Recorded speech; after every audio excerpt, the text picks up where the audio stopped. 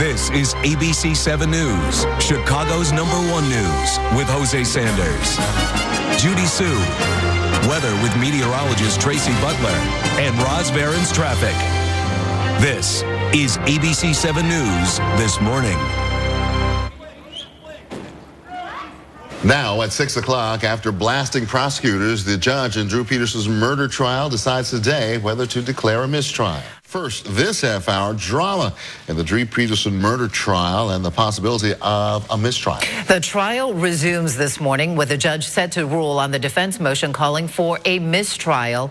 Peterson's lawyers filed a motion after a prosecution witness testified that he found a bullet in his driveway. He said he believed Peterson left it there to intimidate him.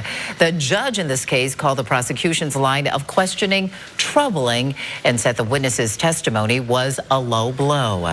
Well, to talk about what could happen next in this case, we're joined by our legal expert, attorney Thomas Glasgow. No relation to Will County's attorney James Glasgow. Good to see you. Yeah, Thomas. Good morning. Good. Always.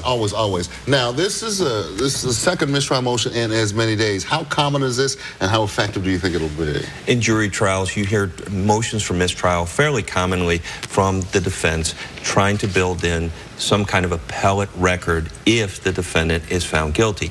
Motions for mistrial are generally things such as where the prosecution has crossed the line, where they violated a constitutional right, or in this case, they violated a pretrial ruling by the judge. Evidence that was not supposed to come in is elicited by the prosecutor. That's an objection. That's a motion for a mistrial. And in this case, that's what the defense is sort of claiming, right? The line of questioning that the prosecution was having with this one witness was not supposed to be brought up? That's correct. In a pretrial ruling, the judge said that this particular evidence should not come in. The reason it shouldn't come in is there was no proof, and the prosecution could not prove up that Peterson actually left the bullet sitting on the driveway. There's no way to prove that. So the jury's left with an inference that they can't then rebut.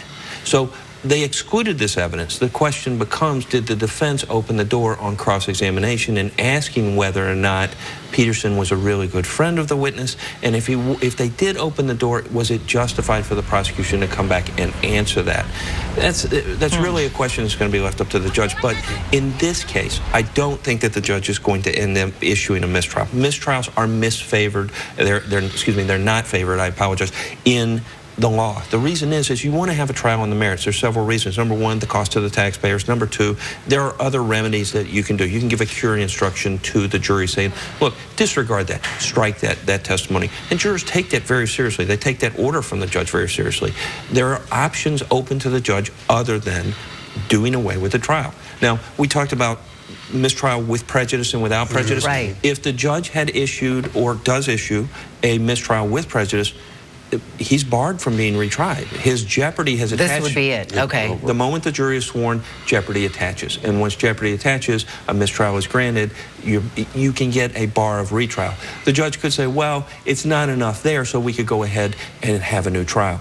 The reason this is so important in this case is if you had 8 witnesses, you had a smoking gun, you had direct evidence, that's overwhelming evidence. The courts look at closely balanced evidence in situations like this as to whether or not this is a harmless error by the prosecution. Okay. And because there is no direct evidence, and the majority of this deals with hearsay evidence, that could be something that the appellate court could use to overturn this in the future. Wow. Okay.